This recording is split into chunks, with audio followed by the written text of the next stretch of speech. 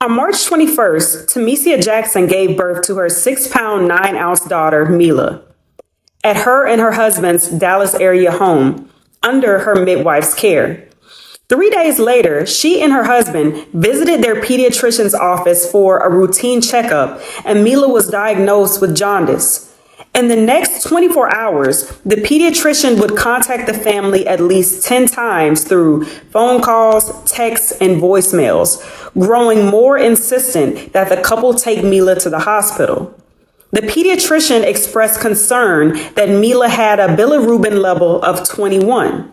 Tamesia said the doctor grew increasingly skeptical of their midwife's ability to provide adequate care. But the midwife told reporters she did a video call with Tamesia and noticed Mila's jaundice clearing up. Ultimately, 4 days after Mila's jaundice diagnosis, CPS removed the baby from her home.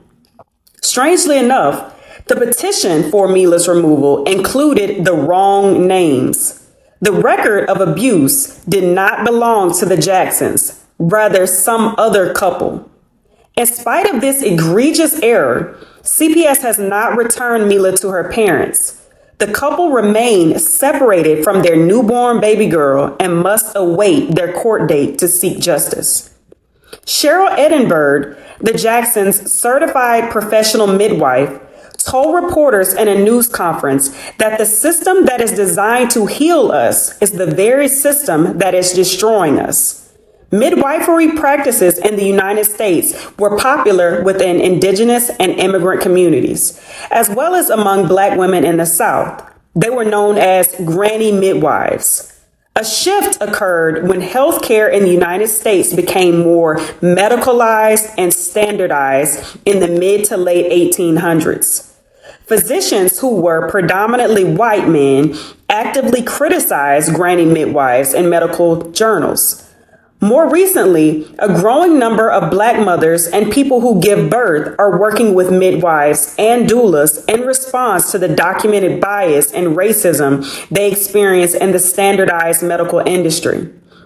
Tamesia said that she noticed a huge difference in the care she received during her pregnancy and delivery with Mila using a midwife versus her pregnancy and childbirth with her 2 sons in hospitals. Even with the shift to more midwifery care in the United States, midwives participate in fewer than 10% of childbirths in this country. But in other wealthy countries like Australia, Sweden, and Norway, midwives oversee a majority of births. Charles Johnson IV is passionate about protecting mothers while they bring life into the world. 7 years ago, his wife, Kira Johnson, died hours after she delivered their second child, Langston. She was allowed to bleed internally for more than 10 hours while Charles and his family begged and pleaded for medical staff to take action. When medical staff finally took Kira back to surgery, she had 3 liters of blood in her abdomen from where she had been able to bleed and suffer for 10 hours. This is happening to women in the United States at an alarming rate, with Georgia ranking among the worst states for maternal mortality. The Centers for Disease Control and Prevention reports that Black women are about 3 times more likely to die during childbirth compared to non-Hispanic white women. Since Kira's passing, her husband Charles has been fighting to make a change, working with a coalition of people to expand postpartum coverage 6 months to a year in Georgia for pregnant individuals enrolled in Medicaid and Peach Care for Kids.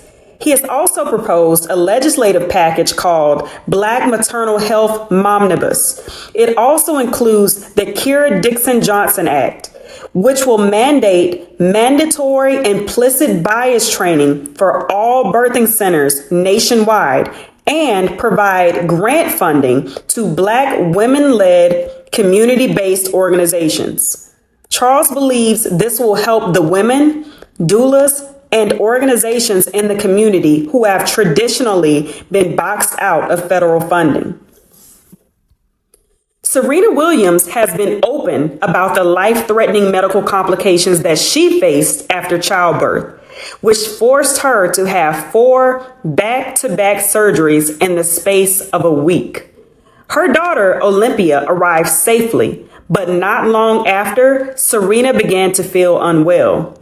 Having suffered a pulmonary embolism back in 2010, Serena knew that she should be on a heparin drip as she is at high risk for blood clots. The staff was wary of putting her on blood thinners as it can make her C-section bleed, but Serena kept pressing because she felt it was important. Serena remembers coughing because she was having trouble breathing. She was coughing so violently that she busted her stitches.